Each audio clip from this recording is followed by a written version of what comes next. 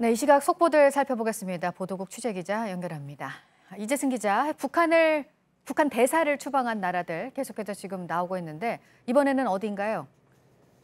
네, 이번에는 스페인 정부가 북한 대사에 대해서 이달 말까지 추방 명령을 내렸습니다. 북한에 대한 외교 압박이 남미와 중동에 이어서 유럽까지도 확산이 되고 있는 그런 상황인데요.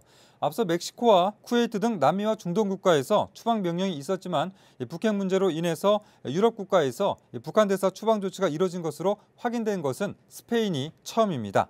북한의 외교 경제적으로 최대 압박을 가하겠다는 미국의 대북 전략이 어떤 효과가 서서히 나타나는 것으로 풀이가 되고 있습니다. 그리고 방금 들어온 소식인데요. 북한 최선희 외무성 미국 국장과 알렉산드로 마체고라 주북 러시아 대사가 만나서 북한의 한반도의 문제를 또 논의를 했습니다. 또 주북 러시아 대사관 페이스북에 따르면 마체고라 대사와 최 국장은 지난 18일 만나서 한반도 문제에 대한 솔직한 견해를 주고받고 또 상호 이해를 증진했다라고 표현이 되고 있습니다.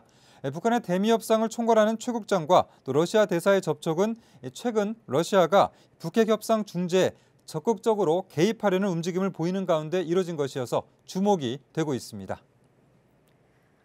네, 그리고 결핵 집단 감염 사태 여러 차례 사례가 있었습니다. 그리고 나서 예방책에 대한 얘기가 많이 됐었는데 대책이 나왔다고요? 어떤 내용입니까? 네, 의료기관과 또 산후조리원, 학교 유치원 등 이 집단 시설은 직원을 채용할 때 채용한 날로부터 한 달 안에 반드시 결핵 검진을 해야 합니다. 전염성이 강한 이 결핵의 집단 감염으로 인해서 개인적 사회적 피해를 사전에 막겠다라는 그런 취지인데요.